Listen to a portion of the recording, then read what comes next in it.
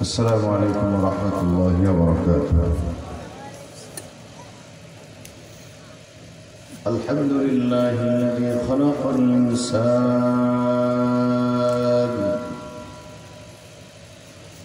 وعلمه التبيان،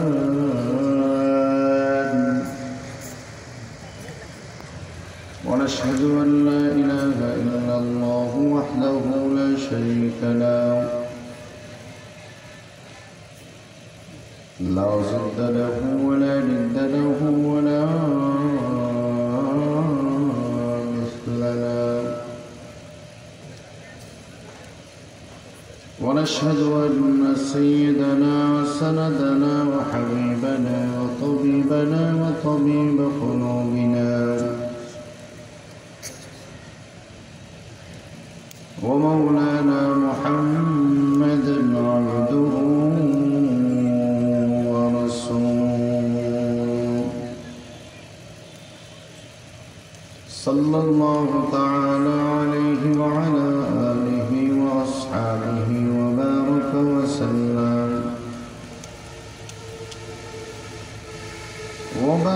وسلم تسليما كثيرا كثيرا.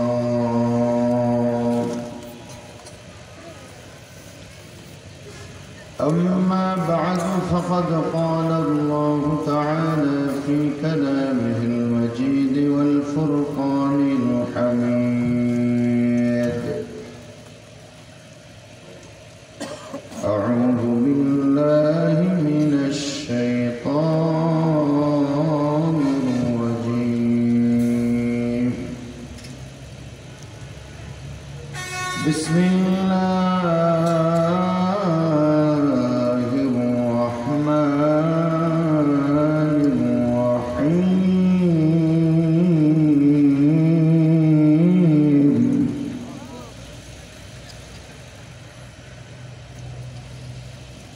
والتين والزيتون وطور سينين وهذا البلد الأمين.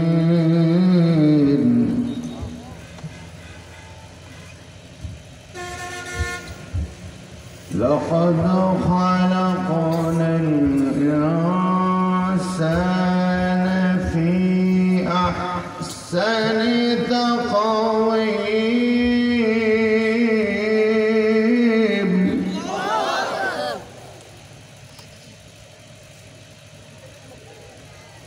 ثم رددناه أسفل سافلين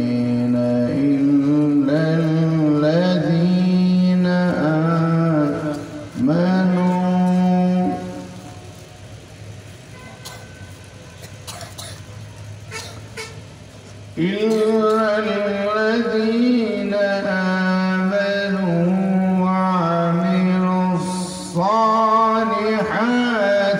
فلهم أجر غير ممنون.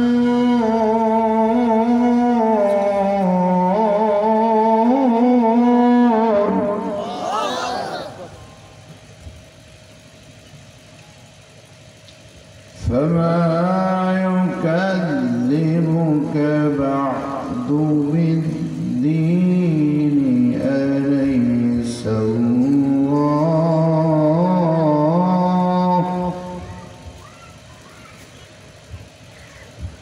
أليس الله بأحكم الحاكمين.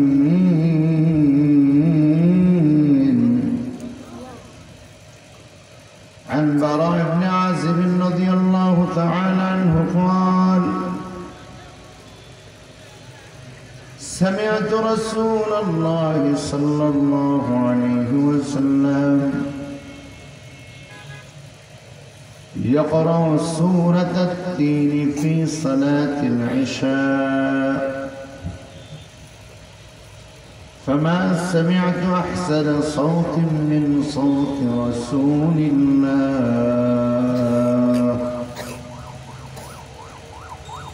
أو كما قال النبي عليه الصلاة والسلام صدق الله العلي العظيم وصدق رسوله النبي الكريم ونحن على ذلك من الشاهدين والشاكرين والذاكرين والحمد لله. اللهم صل على روح محمد في الأرواح وعلى جسد محمد في الأجساد وعلى قبر محمد في القبور. اللهم صل وسلم وبارك عليه. محمد الشهد সবাই জবান খুলে জিকির করুন লা ইলাহা ইল্লাল্লাহ লা ইলাহা ইল্লাল্লাহ লা ইলাহা ইল্লাল্লাহ লা ইলাহা ইল্লাল্লাহ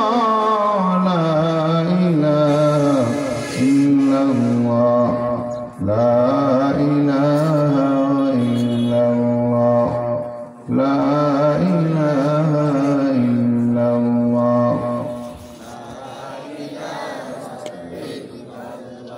জোরে লা ইলাহা ইল্লাল্লাহ লা ইলাহা ইল্লাল্লাহ লা ইলাহা ইল্লাল্লাহ লা ইলাহা ইল্লাল্লাহ লা ইলাহা ইল্লাল্লাহ লা ইলাহা ইল্লাল্লাহ মুহাম্মাদুর রাসূলুল্লাহ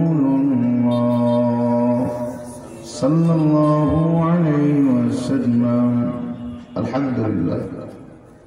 ঐতিহ্যবাহী কুমিল্লার চান্দিনা প্রাণপ্রিয় সংগঠন মাধাইয়া উলামা পরিষদের উদ্যোগে আয়োজিত ইসলামী মহাসম্মেলনের মহতারাম সম্মানিত সভাপতি বিশিষ্ট আলিম দ্বীন উস্তাদুল উলামা হাফেজ মাওলানা আহমদুল্লাহ সাহেব দামাত বারাকাতুহুম, সম্মানিত সভাপতি চান্দিনা থানা কওমি মাদ্রাসা সংগঠন, আজকের মাহফিল আমন্ত্রিত মুআজ্জিজ মেহমান মহতারাম মাওলানা শেখ আলী হাসান ওসামা, মুফতি বিনিয়ামিন সাদি সাহেব, জসিমউদ্দিন কাসিমি সাহেব, মহতারাম মাওলানা ফখরুদ্দিন আহমদ সাহেব, আজকের মাহফিলে উপস্থিত আমার পরম শ্রদ্ধাভাজন সেরেতাজ জাতির রাহবার যুগের শ্রেষ্ঠ সন্তান হযরত উলামায়ে কেরাম, মাহফিল পরিচালনা কমিটির সম্মানিত সদস্যবৃন্দ, এলাকার আশপাশ থেকে বিভিন্ন জায়গা থেকে আগত ইসলাম প্রিয় কোরআন প্রিয় আল্লাহ প্রেমিক রসুল প্রেমিক তৌহিদি মুসলমান ভাইয়েরা, সম্মুখে সমবেত আমার অত্যন্ত প্রিয় যুবক ও তরুণ বন্ধুরা, পর্দার আড়ালে অবস্থান শ্রদ্ধা সম্মানিত মা ও বোনেরা, মহান আল্লাহ সুবহানাহু ওয়া তাআলার শাহী দরবারে শুকরগুজার করছি যে মহান মনিব অত্যন্ত দয়া করে মায়া করে মহব্বত করে ভালোবেসে হাজারো লাখ মানুষ থেকে যাচাই বাছাই করে দুনিয়ার সকল প্রকার গুনাহের পরিবেশ থেকে মুক্ত রেখে বাজারের পাশে এমন একটি সুন্দর আয়োজনে বরকতপূর্ণ মজলিসে জান্নাতি পরিবেশে আমাদেরকে আসার বসার মতো তৌফিক দান করেছেন। আমরা ইচ্ছে করে আসতে পারিনি, আমাদেরকে আসার তৌফিক কে দিয়েছেন? সকলের সমস্বরে আওয়াজ করে বলুন, কে দিয়েছেন? এজন্য সে মহান মনিবের দরবারে মাহবুদের দরবারে হৃদয়ের সবটুকু আবেগ ভালোবাসা অনুভূতি উজাড় করে শরীরের সমস্ত শক্তিকে একত্রিত করে আকাশ বাতাস মুখরিত করে এমনভাবে কালিমাত শুকর আদায় করি যেন আমাদের শুকরিয়ার আওয়াজ জমিন থেকে আল্লাহ পাকের আরশ আজিম পর্যন্ত পৌঁছে যায়। শরীরের সব শক্তি গলায় নিয়ে চিৎকার করে সকলে পড়ি আলহামদুলিল্লাহ। লক্ষ কোটি দরুদ ও সালাম আল্লাহর সৃষ্টির প্রধান আকর্ষণ, বিশ্বসভার সভাপতি, বিশ্ব মানবতার মহান মুক্তির দিশারি বিশ্ব মানবতার মহান শিক্ষক ইমামুল আম্বিয়া সৈয়দুল আম্বিয়া হাবিবে কিবরিয়া আশরাফুল আম্বিয়া নবিয়ুল মুরসালিন খাতামুন নবিয়্যিন রাহমাতুল লিল আলামিন নবীদের নবী সর্বশ্রেষ্ঠ নবী বিশ্ব জগতের নবী জনাব মুহাম্মদুর রাসূলুল্লাহ সাল্লাল্লাহু আলাইহি ওয়াসাল্লামের উপর। মহতারাম বন্ধুগণ, পবিত্র কোরআনে পাকের 114 সূরার মধ্যে হতে খুবই চমৎকার একটি সূরা সূরা 3 থেকে আমি আপনাদের সামনে তেলাওয়াত করেছি। রাসূল পাক সাল্লাল্লাহু আলাইহি ওয়াসাল্লামের পবিত্র জবান থেকে বর্ণিত এক টুকরো হাদিস আপনাদের খেদমতে পেশ করেছি। কথা বলার মতো শক্তি, আলেম, যোগ্যতা, ইস্তেদাদ আমার নেই। মহান মনিব আল্লাহ পাকের কাছে তৌফিক চাই, আপনাদের সকলের কাছে আন্তরিক পূর্ণ দোয়া চাই। রব্বুল আলামিন যেন দয়া করে মেহেরবানি করে আমাদের বাস্তব জীবনের প্রয়োজনে হেদায়েতের উদ্দেশ্যে ইখলাসের সাথে গুরুত্বপূর্ণ প্রয়োজনীয় কিছু কথা স্বল্প সময়ের মাঝে তার গোলামের জবান দিয়ে বের করে দেন। সকলে বলুন আমিন। কোরআনে কারীমের সুন্দর মাহফিলের আয়োজনে উলামায়ে কেরাম দীর্ঘদিন যাবৎ কঠোর পরিশ্রম করেছেন, চেষ্টা সাধনা করেছেন। উলামায়ে কেরামদেরকে জাগবার খুব প্রয়োজন। জাতি জাগ্রত হবে যদি আলেম সমাজ জাগ্রত হবে। উলামায়ে কেরাম যদি জাগ্রত হয়, জাতি ভ্রান্ত পথ থেকে, গুমরাহির পথ থেকে ফিরে আসার সুযোগ পাবে, বাতিল পথে যাবে না। এই কারণেই মাধায় উলামা পরিষদ প্রতি বছরে নিয়ে আলহামদুলিল্লাহ এবছর ইসলামী মহাসম্মেলনের আয়োজন করেছে। উলামা পরিষদের সকল সদস্যদেরকে আমার অন্তরস্থল থেকে আন্তরিক মোবারকবাদ, অসংখ্য শ্রদ্ধা জ্ঞাপন করছি। আল্লাহ তাআলার কাছে দোয়া করছি উলামায়ে কেরামদের মেহনত যেন আল্লাহ তাআলা কবুল ও মঞ্জুর করেন, বলে আমিন।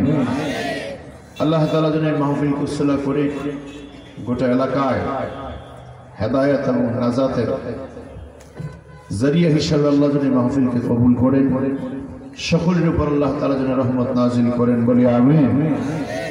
আমার বন্ধুগণ, কোরআনে কারীমের সুন্দর মাহফিলে আসতে পেরে, বসতে পেরে আপনারা খুশি না বেজার?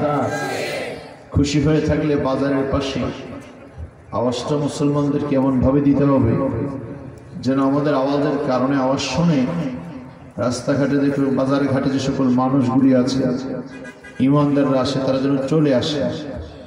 দুনিয়াতে প্রত্যেকটা দলের একটা স্লোগান আছে, আমাদের একটা স্লোগান হচ্ছে, সেই স্লোগান কি? আল্লাহু আকবার।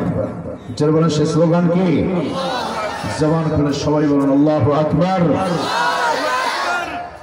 আল্লাহু আকবার আওয়াজকে এমন ভাবে দিতে হবে মুসলমান, আমাদের আওয়াজের কারণে দুনিয়ার সকল বাতিল শক্তি মুসলমানদের কাছে মাথা নত করতে বাধ্য হয়েছে।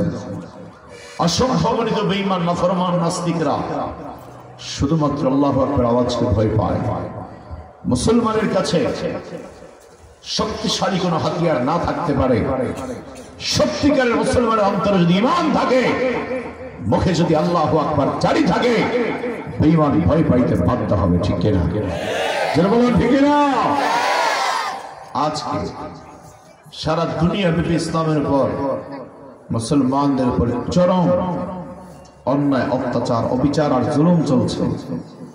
জাতির রাহবার উলামায়ে কেরামদের উপর জুলুম চলছে। মুসলমান বেঈমানরা চাচ্ছে সারা দুনিয়া থেকে ইসলামকে মোচন করে দিতে। বাংলাদেশের তথাকথিত বেজন্মা কিছু নাস্তিক আছে, ওরাও চায় এই জমিন থেকে আল্লাহু আকবার আওয়াজকে দমন করে দিতে। অথচ পৃথিবীর ইতিহাস প্রমাণ করে, যারা আল্লাহু আকবার আওয়াজের বিরোধিতায় লিপ্ত হয়েছে, আল্লাহ পাক তাদেরকে কঠিন থেকে কঠিন শাস্তি করেছে। ঠিক কিনা? ইসলামের বিজয় আল্লাহ দান করেছে, কোরআনের বিজয় আল্লাহ দান করেছে, আল্লাহু আকবারের বিজয় আল্লাহ পাক দান করেছে। আল্লাহু আকবারের বিরোধিতায় যারা কথা বলেছে যুগে যুগে, পৃথিবীরাজ দুনিয়াতে নাই, আল্লাহু আকবার আওয়াজ ঠিকই আছে। গৌর গোবিন্দ দুনিয়াতে নাই, আল্লাহু আকবার আওয়াজ ঠিকই আছে। যতদিন বাংলার আকাশে সূর্য উদিত হবে, ততদিন পর্যন্ত আজানের আওয়াজ জারি থাকবেই থাকবে, কেউ বন্ধ করতে পারবে না, পারবে না, পারবে না। এই জমিন আল্লাহু আকবার আওয়াজ টিকিয়ে রাখা দরকার আছে না নাই? আস্থা বলবেন না, জোরে বলা আছে না নাই? আল্লাহু আকবারের পক্ষে আমাদের জান মাল কুরবান করতে চাই, ঠিক না? কারা কারা চাই হাত তুলে আল্লাহকে দেখায় নারায়ে তাকবীর।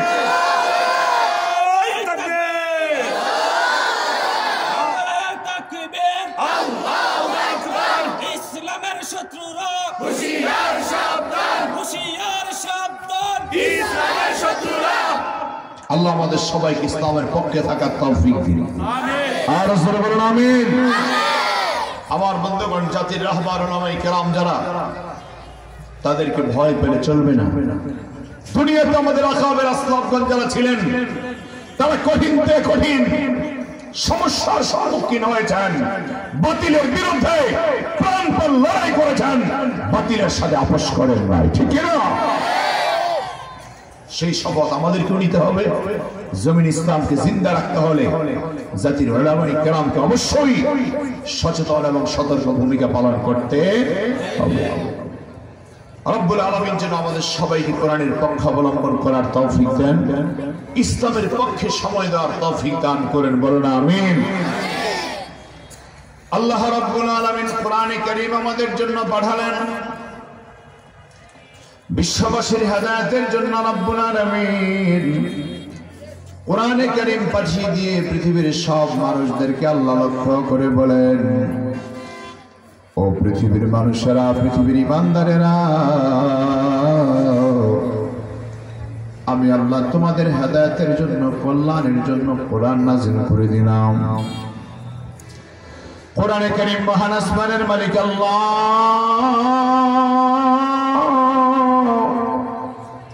শুধুমাত্র কিনে আলমারির উপরে আর তাকের উপরে রাখার জন্য আল্লাহ দেয় নাই, বরং প্রত্যেকটা মানুষ কোরআনে কারীম পড়বে এবং কোরআনের অনুযায়ী জীবন গঠন করবে, কোরআন অনুযায়ী জীবন পরিচালনা করবে, রাসূলুল্লাহ সাল্লাল্লাহু আলাইহি ওয়াসাল্লামের আদর্শ অনুযায়ী জীবন পরিচালনা করবে। এই জন্য আল্লাহ রাব্বুল আলামিন কোরআনে কারীম আমাদের সবার জন্য পাঠিয়ে দিলেন।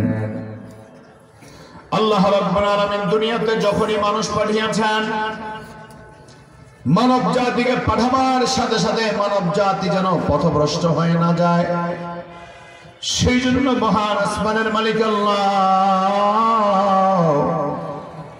রিজালুল্লাহ তথা আল্লাহর পক্ষ থেকে নবী রাসূল পাঠিয়েছেন।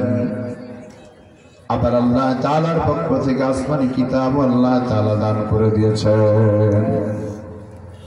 রব্বুল আলামিন কোরআনে পাকে বড় চমৎকার করে বলেন, ইয়া আইয়ুহান-নাস ক্বাদ জাআকুম বুরহানুম মির রাব্বিকুম ওয়া আনজালনা ইলাইকুম নূরাম মুবিনা।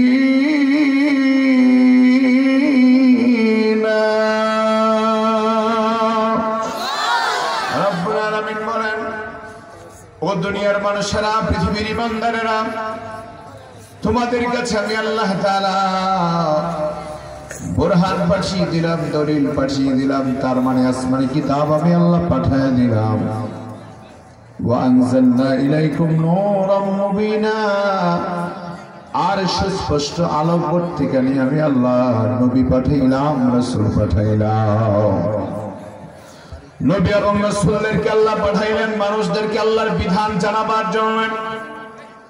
দুনিয়ার সমস্ত নবী রাসূলগণ মানুষদেরকে আল্লাহ তাআলার বিধানাবলী জানিয়ে দিলেন, মানার জন্য বললেন। সর্বশ্রেষ্ঠ পয়গম্বর, সর্বশেষ নবী, তিনি আমাদের মাঝে আল্লাহর বিধান জানিয়ে গেলেন, মানার জন্য বলে গেলেন। সুতরাং সেই কোরআনের বিধান দুনিয়াতে আল্লাহ পাঠিয়েছেন। এই কোরআন এমন এক কালাম, এমন এক কালাম, দুনিয়ার জমিনে যত ধর্মগ্রন্থ আছে বলল, সমস্ত ধর্মীয় গ্রন্থের পরিবর্তন হয়েছে, কিন্তু আল্লাহর কালাম এমন এক কালাম, এমন এক কালাম, যেই কালামকে আল্লাহ তাআলা লৌহে মাহফুজ থেকে যেভাবে পাঠিয়েছেন, আজও পর্যন্ত কোরআন সেভাবেই আছে, কিয়ামত পর্যন্ত কোরআন সেভাবেই থাকবে, কেউ পরিবর্তন করতে পারবে না। পৃথিবীতে অমুসলিম যারা আছে তাদেরকে তাদের ধর্মীয় গ্রন্থ পড়তে দেওয়া হয় না। বলা হয় এটা ধরবা না, পড়বা না, ধরলে তুমি আতুর হয়ে যাবে, লুলা হয়ে যাবে, পঙ্গু হয়ে যাবে। কিন্তু গোটা বিশ্ব জগতের শ্রেষ্ঠ ঐশী গ্রন্থ, আশ্চর্য কিতাব আল্লাহর পবিত্র কোরআন পৃথিবীর সব মুসলমানরা পড়তে পারে। প্রধানমন্ত্রী যেমন পড়তে পারেন, রিক্সাওয়ালাও পড়তে পারে, রাষ্ট্রপতি যেমন পড়তে পারেন, দিন মজুর আর কুলিও পড়তে পারে। দুনিয়ার সমস্ত কোরআনকে আল্লাহ এক করে দিয়েছেন। এই জন্য আজকে বেঈমানরা মুসলমানদের ব্রেনে আর আঘাতে হিট করার জন্য ডেনমার্ক এবং সুইডেনে আল্লাহর পবিত্র কোরআনকে চালানো হচ্ছে, পড়ানো হচ্ছে। কোরআন শরীফের কপিগুলি আগুন দিয়ে জ্বালিয়ে দিচ্ছে, কোরআন শরীফের পাতা ছিঁড়ে ছিঁড়ে রাস্তার মধ্যে নিক্ষেপ করা হচ্ছে। অথচ ইতিহাস আমাদেরকে বলে পৃথিবীর জমিনে মুসলমানরা যখন শাসন করেছে, অমুসলিমদের ধর্মীয় গ্রন্থ যদি পড়ে ফেলা হতো, পৃথিবীর জমিনে তাদের ধর্মের কোন অস্তিত্ব টিকে থাকতো না। সেই জায়গা থেকে আমরা মুসলমানরা আল্লাহর কোরআনকে অনুসরণ করি। সেই কোরআনকে যারা ব্যঙ্গ করে, অপমান করে, লাঞ্ছিত ডাকতুতি করে, ওই বেঈমানদের জন্য মুসলমান আমাদের অন্তরাত্মা কেঁপে উঠে। আল্লাহর গজব তাদের উপর পড়বেই পড়বে, পড়বেই পড়বে। ঠিক কিনা বলেন?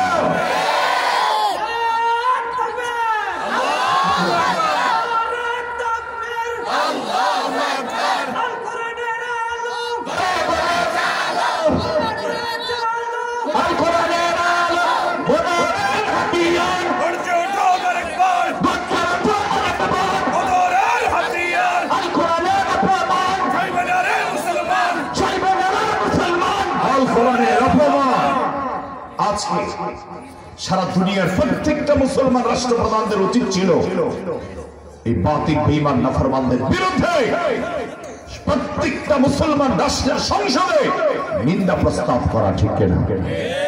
ঠিক কিনা? প্রত্যেকটা মুসলমান রাষ্ট্রপ্রধান যদি তাদের সংসদে দাঁড়িয়ে ডেনমার্ক এবং সুইডেনের বিরুদ্ধে নিন্দা প্রস্তাব আনত, বেঈমানরা আমার নবীর উপর, কোরআনের উপর আগুন দিতে চেষ্টা করত না, তারপরেও যদি তারা সংশোধন না হতো, সাইডের উপরে মুসলিম রাষ্ট্র সারা দুনিয়া আছে তাদেরকে অবাঞ্ছিত ঘোষণা করে আল্লাহর কোরআনের ইজ্জত রক্ষা করার জন্য প্রত্যেকটা মুসলিম রাষ্ট্রপ্রধানকে দায়ভার ঘাড়ে নিয়ে বেঈমানের বিরুদ্ধে সোচ্চার ভূমিকা পালন করা দরকার। ঠিক কিনা? আজকের এই মাহফিল থেকে নয়, প্রত্যেকটা কোরআনের মাহফিল থেকে আওয়াজ তোলা দরকার। আল্লাহর কোরআনের অপমান যেখানে হবে, পৃথিবীর যে কোনো প্রান্তে হবে, কোরআন আমাদের আত্মা, কোরআন আমাদের হৃদয়। সেই কোরআনের উপর যারা আঘাত করবে তারা সুযোগ মুসলমানের কলিজে আগুন লাগাবে। সে আগুন লাগার কারণে প্রত্যেকটা মুসলমান রাষ্ট্র তাদের বিরুদ্ধে প্রতিবাদ অব্যাহত রাখতেই হবে, রাখতেই হবে। ঠিক কিনা? ফ্রান্সের বেঈমান ওরা যখন আমার নবীর বিরুদ্ধে কথা বলেছে, আমার রাসূলকে ব্যঙ্গ কার্টুন প্রকাশ করেছে, আমরা সাধ্য অনুযায়ী প্রতিবাদ করেছি। আমার ভাইয়েরা, যে বেঈমান ব্যঙ্গ কার্টুন ছাপিয়েছে সে বেঈমানকে আল্লাহ তাআলা শায়েস্তা করেছে। জীবন্ত আল্লাহ তাআলা গাড়ির চাকার নিচে ফিনিশ করে দিয়েছে, লাশ পর্যন্ত খুঁজে পাওয়া যায় নাই। দুনিয়া থেকে কোরআনকে বিদায় করার জন্য বেঈমানদের ষড়যন্ত্র আজকে নয়, আবু জাহেল চেষ্টা করেছে কোরআনে কারীমকে ব্যান করে দেওয়ার জন্য। আবু লাহাব চেষ্টা করেছে কোরআনের আওয়াজকে বন্ধ করে দিতে, আইন পাস করেছে লা তাসমাউ লিহাযাল কোরআন, কোরআন তোমরা শুনতে যেও না। কিন্তু কোরআন ছিল, আছে, থাকবে। যারা কোরআনের দুশমনি করবে তারাই থাকবে না, তারাই থাকবে না, তারাই থাকবে না।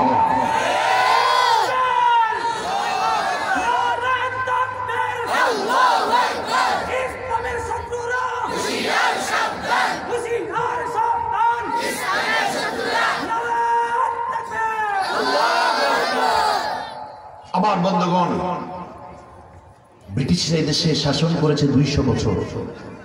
200 বছরের ভিতরে আল্লাহর কোরআনকে লক্ষ লক্ষ বার পড়িয়েছে, লক্ষ কোরআন শরীফ পড়েছে, কিন্তু কোরআনের কিছুই হয় না। আজকে বাংলাদেশ সহ বিশ্বের মাঝে 4 কোটির উপরে কোরআনের হাফেজ আছে। তোমরা কয়টা কোরআন পড়াবা? ও বেঈমানরা, ও খ্রিস্টানরা, ও ইহুদিরা, ও হিন্দু বৌদ্ধ খ্রিস্টানরা, বিজাতিরা, কয়টা কোরআন তোমরা পড়াবা? জিন্দা কোরআন পড়াতে পারবা না। আল্লাহ পাক তার কোরআনকে হেফাজতের জন্য 10 বছরের জিন্দা কোরআন দুনিয়ায় রেখে দিয়েছে। যারা কোরআন বুকে নিয়ে হাঁটতেছে, চলতেছে, খাইতেছে, জিন্দা কোরআনকে দুনিয়া থেকে বিদায় করতে পারবে না। আর মনে রেখো, যেদিন কোরআন দুনিয়া থেকে বিদায় হয়ে যাবে, সেদিন তোমাদের কোন বেঈমানের বাচ্চা জমিনে থাকার সুযোগ পাবে না, পাবে না, পাবে না। ঠিক কিনা? আবার ভাইয়েরা, সেজন্য কোরআনকে ভালো করে আঁকড়ে ধরুন। কোরআন আমাদের সম্পদ, কোরআন আমাদের অমূল্য সম্পদ। কোরআন কারীমকে আঁকড়ে ধরার দরকার আছে না নাই? এই কোরআনুল কারীম আল্লাহ রাব্বুল আলামিন পৃথিবীর মানুষের সম্মানের কথা বর্ণনা করেছেন। রব্বুল আলামিন কোরআনুল কারীমে মানুষের ইজ্জতের কথা আলোচনা করেছেন। আল্লাহ তাআলা পবিত্র কোরআনের বর্ণনায় পৃথিবীর প্রত্যেকটা প্রাণীর অধিকারের কথা আলোচনা করেছেন। আল্লাহ রাব্বুল আলামিন কোরআনে কারীমে নারীর অধিকার দিয়েছেন। আবার আল্লাহ তাআলা কোরআনুল কারীমে পুরুষের জন্য অধিকারের কথা আলোচনা করেছেন। তবে পুরুষদেরকে আল্লাহ তাআলা সম্মানের মর্যাদার দিক থেকে একটু বেশি আলোচনা আল্লাহ করেছেন। তবে নারীর সম্মান আল্লাহ কম দেন নাই। নারীদের নাম আল্লাহ কম উল্লেখ করেছেন, কিন্তু নারী জাতির সম্মানে আল্লাহ অনেক কথা কোরআনে কারীমে বলে দিয়েছেন। সেই কোরআনে আল্লাহ তাআলা আমার আপনার জন্য, বিশ্ববাসীর হেদায়েতের জন্য কোরআনে কারীমে আল্লাহ 114টা সূরা দান করে দিয়েছেন। সে 114টা সূরার ভিতরে চমৎকার একটা সূরা হলো সূরা 3। আল্লাহর হাবিব সাল্লাল্লাহু আলাইহি ওয়াসাল্লাম কোরআনে কারীমের সূরা 3 কে বড় ভালোবাসতেন। সালাতুল্লাহর সাথে এশার নামাজের ভিতরে রহমতের নবী সূরা 3 বেশি বেশি তেলাওয়াত করতেন। হযরত বারা ইবনে আযিব রাদিয়াল্লাহু তাআলা থেকে হাদিস আছে, আন বারা ইবনে আযিব রাদিয়াল্লাহু তাআলা আনহু قال سمعت رسول الله صلى الله عليه وسلم يقرأ سورة التين في صلاة العشاء। হযরত বারা ইবনে আযিব রাদিয়াল্লাহু তাআলা আনহু বলেন, আমি রাসূল সাল্লাল্লাহু আলাইহি ওয়াসাল্লামকে সালাতুল ইশাতে এশার নামাজের ভিতরে সূরা 3 তেলাওয়াত করতে শুনেছি। তবে হ্যাঁ, শোনো দুনিয়ার মানুষেরা, ফামা সামি'তু আহসানা সাওতিন মিন সাওতি রাসূলিল্লাহ। আমার জীবনে আমি যত আওয়াজ সুন্দর সুন্দর আওয়াজ শুনতে পেলাম, কোরআনের সূরা 3 এর মতো রাসূলের কণ্ঠের যে আওয়াজ আমরা শুনতে পেয়েছি, এর চাইতে শ্রেষ্ঠ সুন্দর চরিত্র আর সুন্দর আওয়াজ আসমানের নিচে জমিনের উপরে আমি আর কারো কণ্ঠ থেকে শুনতে পাই নাই। সুবহানাল্লাহ। হযরত বারা ইবনে আযিব বলেন, রাসূলকে আমি দেখেছি রহমতের নবী সালাতুল ইশা, এশার নামাজের ভিতরে সূরা 3 এর তেলাওয়াত করেছেন। ভালো করে মনে রাখবেন মুসলমান, এশার নামাজের ভিতরে নামাজের কিছু তারতিল আছে, কিছু তার আরকান আছে। এশার নামাজের ভিতরে মধ্যবর্তী সূরা, যেগুলি বেশি বড়ও নয় ছোটও নয়, এমন মুতাওয়াসসিত সূরা আল্লাহর নবী বেশি বেশি তেলাওয়াত করতেন। হযরত বারা ইবনে আযিব রাদিয়াল্লাহু তাআলা বলছেন যে রাসূল সাল্লাল্লাহু আলাইহি ওয়াসাল্লাম আমি দেখেছি বেশিরভাগ সময় সালাতুল ইশাতে সূরা 3 তেলাওয়াত করতেন। আর রাসূলের কণ্ঠ থেকে সূরা 3 এর তেলাওয়াত যখন বের হতো, ফামা সামি'তু আহসানা সাওতিন মিন সাওতি রাসূলিল্লাহ, আমি রাসূলের কণ্ঠের চাইতে শ্রেষ্ঠ আর চমৎকার কণ্ঠ আর কারো শুনি নাই। সুবহানাল্লাহ। কোরআনে কারীমকে আল্লাহ রাব্বুল আলামিন তার হাবিবের জবানে এত সুন্দরভাবে বানিয়ে দিয়েছেন, বলল পৃথিবীর বেঈমানরা চেয়েছিল আল্লাহ তাআলার কোরআনকে নিষিদ্ধ করে ব্যান করে দেওয়ার জন্য, কিন্তু রাহমাতুল লিল আলামিন আল্লাহর কোরআন যখন তেলাওয়াত করতেন, বেঈমানরা পর্যন্ত বাইতুল্লাহর সামনে দাঁড়ায় দাঁড়ায় কোরআনে কারীমের তেলাওয়াত শুনতেন। শুধু তাই নয় প্রিয় বন্ধুগণ, রাসূলুল্লাহর পবিত্র কণ্ঠের কোরআন শোনার জন্য, আল্লাহর হাবিবের পবিত্র জবানের কোরআনের তেলাওয়াত শোনার জন্য মক্কার অসংখ্য বেঈমান নাফরমানরা পর্যন্ত চলে আসতো। আর তারা রাসূলের কাছে এসে রাসূলুল্লাহর পবিত্র জবানের কোরআনের তেলাওয়াত শুনে শুনে কালিমা পড়ে মুসলমান হয়ে যেত। সুবহানাল্লাহ। অসংখ্য মানুষ রাসূলের জামানায় তেলাওয়াত শুনে মুসলমান হয়েছে। মক্কার একজন বেয়াদব মহিলা ছিলেন, খারাপ মহিলা ছিলেন, আবু লাহাবের স্ত্রী উম্মে জামিল নামে মহিলা। সে চিন্তা করলো নবী যখন নামাজ পড়তে দাঁড়ায়, আল্লাহর নবী নামাজ পড়তে দাঁড়ালে পিছন দিক থেকে আমি নবীকে পাথর মারতে আরম্ভ করব। রাসূল সাল্লাল্লাহু আলাইহি সাল্লামকে পাথর মারার জন্য বড় পাথর হাতে করে নিয়ে গেলেন। ওই বেঈমান নাফরমান মহিলা আল্লাহর হাবিবের মাথা দিয়ে মারবেন, যেই মাত্র রাসূলকে মারার জন্য উদ্বুদ্ধ হলেন। আর রাসূল সাল্লাল্লাহু আলাইহি সাল্লাম নামাজের ভিতরে ছিলেন, নবীজি কোরআনে কারীম তেলাওয়াত করতেছিলেন।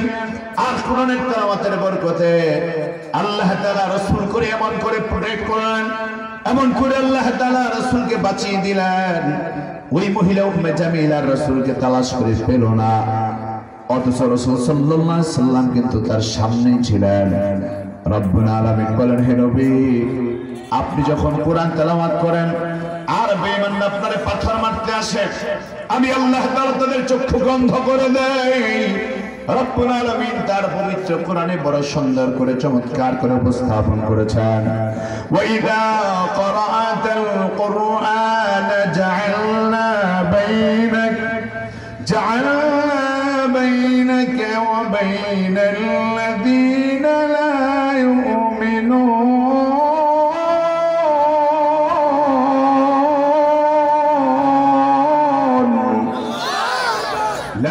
يؤمنون بالآخرة حجابا مستورا। ওগো আমার প্রিয় নবী, রহমতের নবী, আপনি যখন কোরআন পড়েন তখন আপনার সেভ করার জন্য আমি আল্লাহ তাআলা চতুর্পাশে আপনার প্রোটেকশন দিতে থাকি, আপনার প্রোটেক্ট করতে থাকি, আপনাকে আমি আল্লাহ তাআলা সেভ করে দেই। এই জন্য মুসলমানরা যত বিপদে পড়বে, আল্লাহর দরবারে সাহায্য চাইতে হলে কোরআনের তেলাওয়াত বেশি বেশি করতে হবে।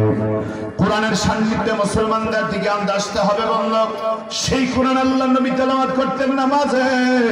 বর্তমান যুগে কারি সাহেবরা যখন কোরআন তেলাওয়াত করেন, প্রত্যেকটা মানুষের হৃদয় নাড়া দিয়ে যায়। আর আল্লাহর হাবিবের পবিত্র জবানে যখন কোরআন তেলাওয়াত হতো, সেই নবীর জবান দিয়ে কোরআনের তেলাওয়াত কত চমৎকার ছিল বললাম। আল্লাহর হাবিবের পবিত্র জবানের তেলাওয়াত শোনার পর জিনজাতিরা পর্যন্ত দাঁড়িয়ে দাঁড়িয়ে আল্লাহর হাবিবের পবিত্র জবানের তেলাওয়াত শুনতো। রব্বুল আলামিন বলেন, দুনিয়ার মানুষেরা আমার নবী সূরা ৩ কে ভালোবাসতেন। এই সূরা ৩ এর ভিতরে আল্লাহ তাআলা মানব সৃষ্টির রহস্য বড় সুন্দর করে উদ্ঘাটন করেছেন। লম্বা সময় আলোচনা, কিন্তু লম্বা সময় আমাদের হাতে নাই।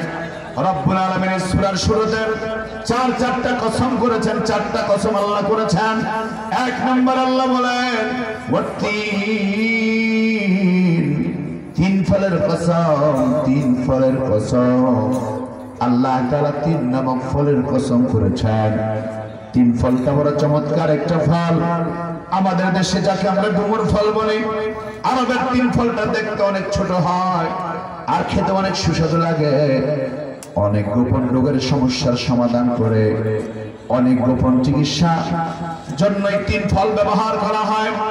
এই 3 ফলে তো চমৎকার একটা ফল বন্ধ। আমরা জানি হযরত আদম আলাইহিস সালাতু ওয়াস সালামকে আল্লাহ তাআলা যখন জান্নাতের ভিতরে রেখে আদম আর হাওয়া আলাইহিস সালামকে যখন আল্লাহ তাআলা আদেশ করলেন, আদম এই গাছের কাছে যেও না, তারপরেও হযরত আদম আলাইহিস সালাতু ওয়াস সালাম সেই গাছের কাছে গিয়েছিলেন। আর সেই গাছের ফল যখন ভক্ষণ করলেন, গন্ধম ফল ভক্ষণ করার কারণে হযরত আদম আলাইহিস সালাতু ওয়াস সালামের শরীরের পোশাক খুলে গেল, জান্নাতি পোশাক খুলে গেল। আম্মা জান হযরত হাওয়া আলাইহিস সালাতু ওয়াস সালামের জান্নাতি পোশাক খুলে গেল। জান্নাতের ভিতরে তাদের শরীরের মধ্যে পোশাক নাই। শয়তানের কাজ হলো জাতিকে উলঙ্গ করা, পোশাক খুলে দেওয়া, কাপড় ছাড়া করা। আদমের সন্তানকে কাপড় খুলে দেওয়ার জন্য শয়তান সবচেয়ে বেশি কুমন্ত্রণা দেয়, ঠিক কিনা? জোরে বলো ঠিক না? আজকের সমাজে আমরা দেখি মুসলমানের মহিলারা মা বোনেরা, আমার অর্থনত্ন আর খারাপ কাপড় পরে রাস্তায় বের হয়, দেখলে বুঝার উপায় নাই তা মুসলমানের মেয়ে নাকি বেদিনের মেয়ে, দেখার বুঝার কোনো উপায় থাকে না। মুসলমান জাত হিসাবে বলতে চাই, এটি আমাদের জন্য লজ্জা ছাড়া কিছুই নয়। শয়তানের কাজ হলো কাপড় খুলে দেওয়া, সম্ভ্রম খুলে দেওয়া, আর মুসলমানের কাজ হলো, আল্লাহর কাজ হলো ইউয়ারি সাওআতিকুম, তোমাদেরকে কাপড় পরিয়ে দেওয়া। সুবহানাল্লাহ। সুতরাং আমরা যদি দুনিয়া বাঁচতে হয়, কাপড় রাখতে হবে না খুলতে হবে? রাখতে হবে। মা বোনদেরকে বোরখা পরাতে বাধ্য করা উচিত। মা বোনদেরকে পর্দায় রাখাটা এটা নারীর সৌন্দর্য এবং আভিজাত্যের প্রতীক। কিন্তু আজকে বোরখার বিরুদ্ধে কথা বলার লোক বাংলাদেশে আছে, বোরখার বিরুদ্ধে বিদ্বেষ ছড়াচ্ছে, বোরখার ব্যাপারে বাজে মন্তব্য করছে মুসলমান। যারা এই সব মন্তব্য করছেন ওরা কখনো ঠিক করছেন না, চরম আকারে ভুল কাজ তারা করে যাচ্ছেন। নারী সম্মান বাঁচাতে হলে, ইজ্জত বাঁচাতে হলে নারীদেরকে বোরখার মাধ্যমে নিতেই হবে। ঠিক কিনা বলো?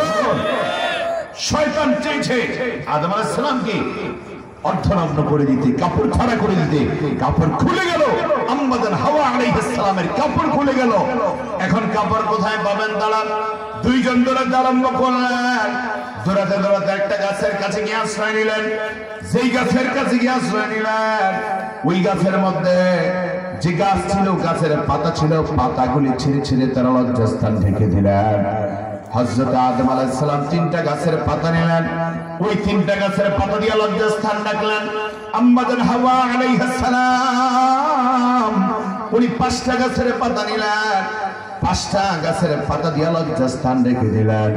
যেই গাছের পাতা দিয়ে লজ্জাস্থান ঢেকেছিল, তাফসীরের বর্ণনায় আল্লামা মুফতি শফি রাহমাতুল্লাহ আলাইহি বর্ণনা করেন ওই গাছটার নাম ছিল তিন গাছ। সুবহানাল্লাহ।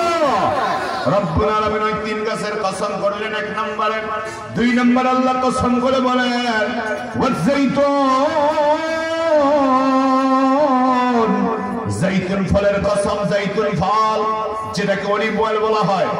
আমার ভাইয়েরা, বর্তমান সময়ে জলপাই অনেক পাওয়া যায়। বাংলাদেশের জলপাই সেটাও জলপাই, আরবের জলপাই সেটাও জলপাই। তবে জলপাইয়ের তেল ব্যবহার আপনার জন্য উপকারী, জলপাই খাওয়া আপনার জন্য উপকারী। আল্লাহ তাআলা দুটি ফলকে আমার আপনার জন্য উপকারী করে দিয়েছেন।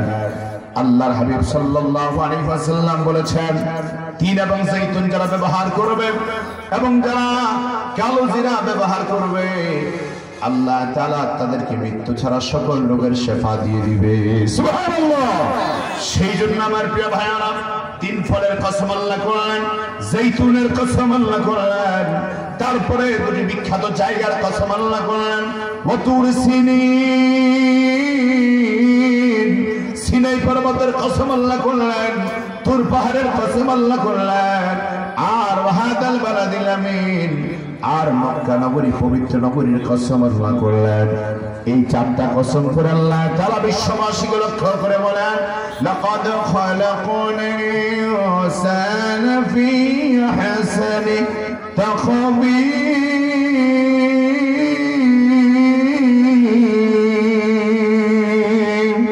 আল্লাহ বলেন, ও দুনিয়ার মানুষেরা, আমি আল্লাহ চারটা কসম করে বলছি, লাকাদ খালাকনাল ইনসান ফি আহসানি তাকবীর। মানুষকে আমি আল্লাহ সবচেয়ে সুন্দর অবয়ব দিয়া, গঠন দিয়া আমি আল্লাহ সৃষ্টি করেছি। সুবহানাল্লাহ। কালকে গিয়ে কইলেন আরো জোরে গান সুবহানাল্লাহ। আমার বন্ধুগণ, মানুষ সবচেয়ে সৃষ্টির সারা জীব, দুনিয়ার কেউ বলে নাই, বলেছেন একজন। তিনি কে? আসতে বলবেন না, জোরে বলেন তিনি কে? আল্লাহ বলেছেন মানুষ সৃষ্টির সারা জীব, আশরাফুল মাখলুকাত, সবচেয়ে সুন্দর চেহারা দিয়ে আল্লাহ পাক মানুষ বানিয়েছে। সেই মানুষকে আজকে বেঈমানের গোষ্ঠী বারবার ষড়যন্ত্রে লিপ্ত হয়েছে। আমাদের মুসলমানের সন্তানরা, মানুষ কখনো বানর হতে পারে? যেগুলো হতে পারে। বিবর্তনবাদ কাকে বলে?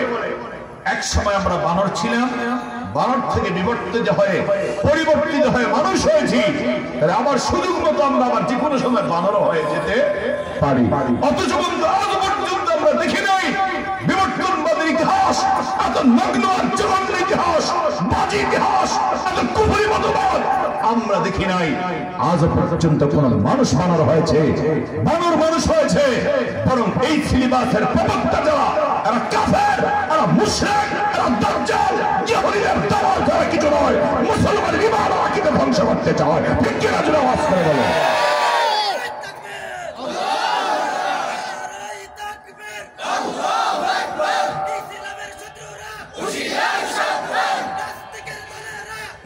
আমার ভাইয়েরা, ওদের লজ্জা নাই, ওদের হায়া নাই।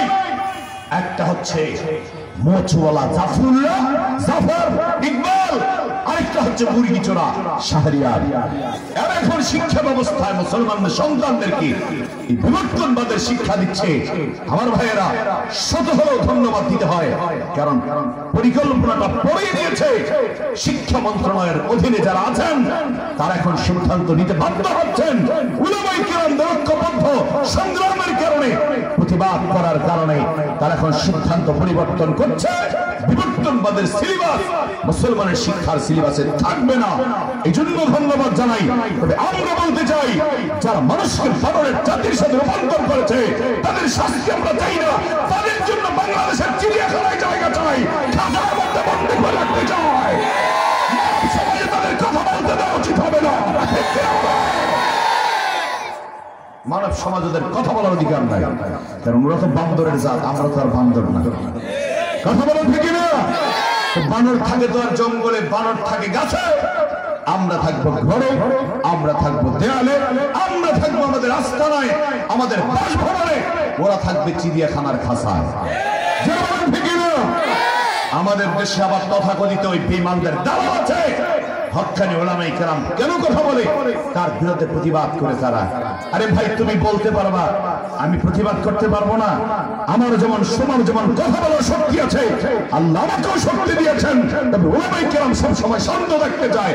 আলেম ওলামাকে যারা প্রতারণা করতে চায়, খেপাতে চায়, মুসলমান আলেমদেরকে যারা ব্যাজ্যতার অপমান করতে চায়, আলেম ওলামা শক্ত হস্তে যদি ভূমিকা পালন করতে পারে, আমরা যদি ঐক্যবদ্ধ হয়ে বলতে পারি, আগামী প্রজন্মে যারা আলেমদের সাথে বেয়াদবি করবে, যারা তার নামাজ তাদের বাংলার জমিনে হবে না, কোন বেঈমানের সাথে বেয়াদবি করতে পারবে না। ঠিক কিনা বলে? আলেম সমাজ এই জন্য প্রতিবাদী হতে হবে, সত্যের পক্ষে কঠিন থেকে কঠিন ভূমিকা পালন করতে হবে। আল্লাহ বলছেন, লাকাদ খালাকনাল ইনসানা ফি আহসানি তাকওয়িম, মানুষকে আমি আল্লাহ সবচেয়ে সুন্দর করে বানাইলাম। বানরের দাম বেশি না মানুষের দাম বেশি?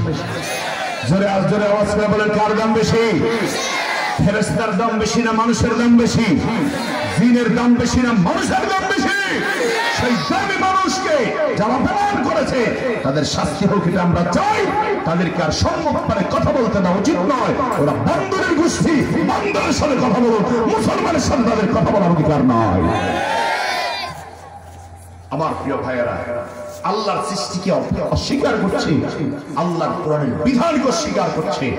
সেজন্য আমার ভাইয়েরা, পরিকল্পনা আমাদেরকে নিতে হবে। কি পরিকল্পনা?